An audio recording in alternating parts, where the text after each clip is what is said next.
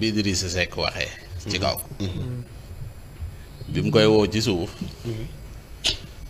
dana ci kaw la waxee kon boobu bu koy tontu da koy tontu ci kaw mu nekk njàngale mu am solo parce que tamit lépp loo xam ne nekk na ci pénc mi ci kaw rek même boo ci waxee ci suuf nit ñi moom dañuy jàpp ni waxu te it lii fiy tegu ci pénc mi ñu ciy wax ci kaw lañ ciy wax ba sénégalais yu bari di ñu xaar ci lu bari kon tamit am na loo xamante ni bu ñëwee faaw ñu joxe ci sudu gis-gis dafa mel da nga chapeauté nga ne Cheikh mu ne Amadou Ba bi mu nekkee impôt delluwaatal ma bi ñu nekkee impôt jafe-jafe yi ñu daan am bu ñu masaan dem daana ca def ak yombal te daana leen jàppale daje na ak baayam ca Makkatal Mukarrama wax na yu bare bare Amadou nee na bu ñëwee dina daal jubóole sénégalais yi voilà kon dafa am loo xamante ni peut-être déggu ko Sidi da ne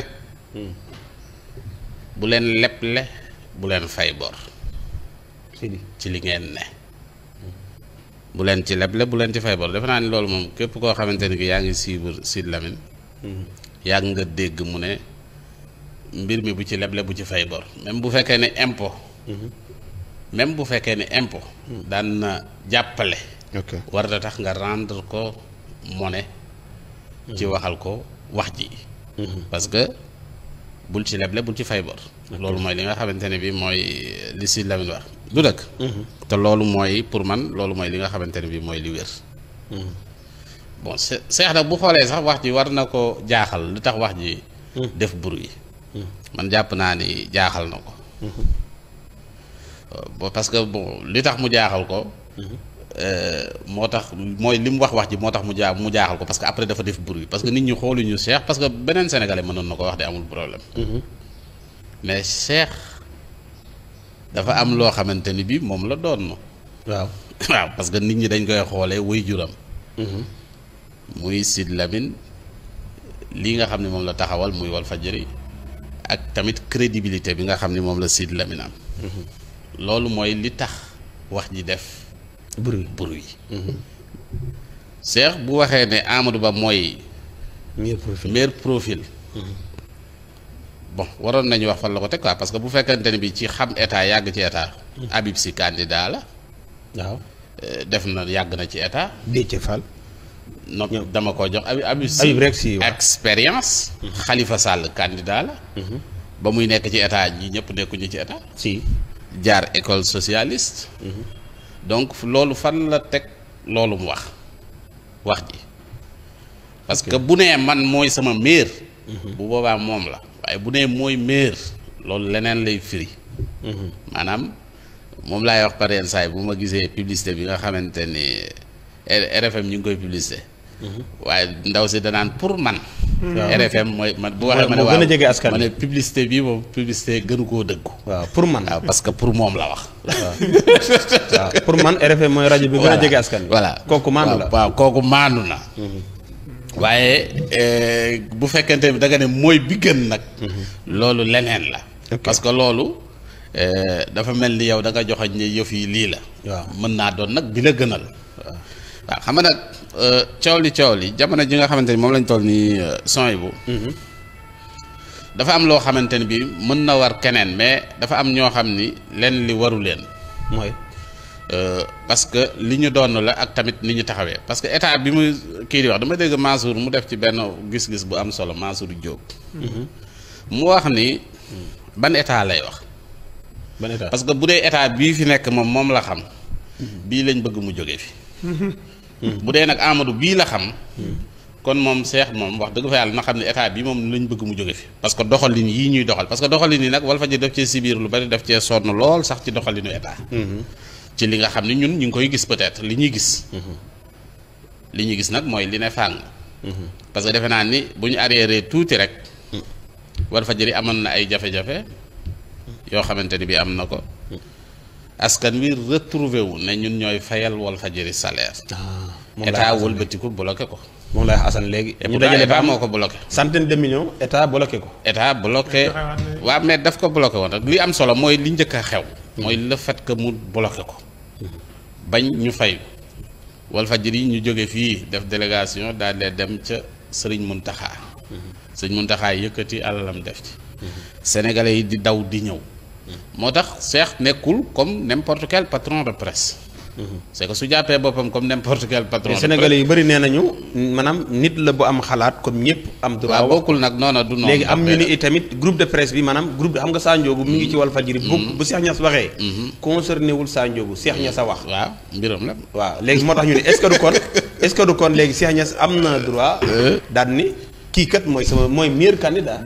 xam nga ma wax la leen. en 2012. moo doo ngi nii xam na li Sidy Lamine daj pour Macky Sall falu. te leeroon na ko ni askan wi ñi ci ëpp Macky Sall la ñaandal. mais est-ce que taxaw na publiquement wax ko. déedéet dafa jaar feneen. yaa ngi dégg taxawut publiquement ne Macky Sall mii mooy ki gën parce que Moustapha Niasse a ngi fi woon Ousmane Tanor Dieng a ngi fi woon. dafa am loo xamante ni bi dug cëram même bu fekkante ni bi mi ngi jàppale nit ki ci suuf pour mu nekk président. te terewut bi Macky Sall faloo ci guddi googu bis bi. Sidy Lamine bi mu defee discours Sénégal yëpp dañ ne Sidy Lamine dafa bañ Macky Sall. te ñooñu di wax yëpp yëguñu li mu daj ngir Macky Sall falu. jàppale ko ci suuf. waaw loolu mooy donc jàppale bu wér moo doon nii. xam naa ne buy def édition dana ci wax. dana leen ko gën a faram-fàcce. te ci bis bi ñee Macky Sall gañe na. ci la Sidy Lamine taxaw ne ko liñ lay jiiñ. fexeel ba bu ci tab bi. ñi ngi lay jiiñ France ñi ngi lay jiiñ sag njaboot say gorog say kii yooyu yëpp da koo wax. ne ko nag fexeel ba bu ñu gën a xeeñ ci nguur gi. loolu mooy nga ànd ak nit par principe. ngëm-ngëm. d'accord jàppale nit ba mu falu nga taxaw wax ko li nga xamante ne bi moom la ñëpp di wax nit ñi ne da ko bañ ñooñu ñëpp après la ñu dawal gis ni li mu doon wax yëpp dëgg la. d'accord c'est que loolu mooy loo xamante ni bi mooy li am solo. kon wax ji daal Cheikh nag bu génnee kaw ci ñu mel bon xam nga wax ci wax jooju c'est que Cheikh bu génnee ci ku mel noonu. dafa wuuteeg ñu bari nu mu war a doxalee. moo tax ma ne bon peut-être saa am na lu bari loo xamante ni balaa mu koy wax. te defe naa ne balaa muy waxati dina jéem a xoolaat li muy wax bu baax a baax. parce que il faut nga am ay conseils déglu nit ñi. peut-être que ni am na lu bari loo xamante ni bi xamu ko. waaw donc nag lu bari li nga xamante ni bi nag xamu ko ñi ko war a xamal il faut tamit peut-être saa muy toog di waxtaan ak ñoom. bu waree jël yenn waxi. waaw te man jàpp naa ni man tey bu fekkoonte man maa nekk journaliste. quotidien bi ko jël. waaw Cheikh wax lii dama naan ko lii bu ko wax.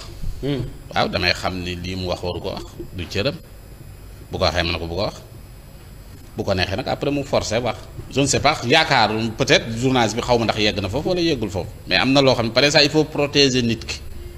même bu fekkente ni bi am na lu mu umpale. parce que peut-être que ni. xam nga pareen saa yi mën nga nekk koo xam ni sa papa dafa am benn niveau bu mu toll. nekk benn révolutionnaire am yenn gis-gis yi yenn xalaat yeeg yooyu.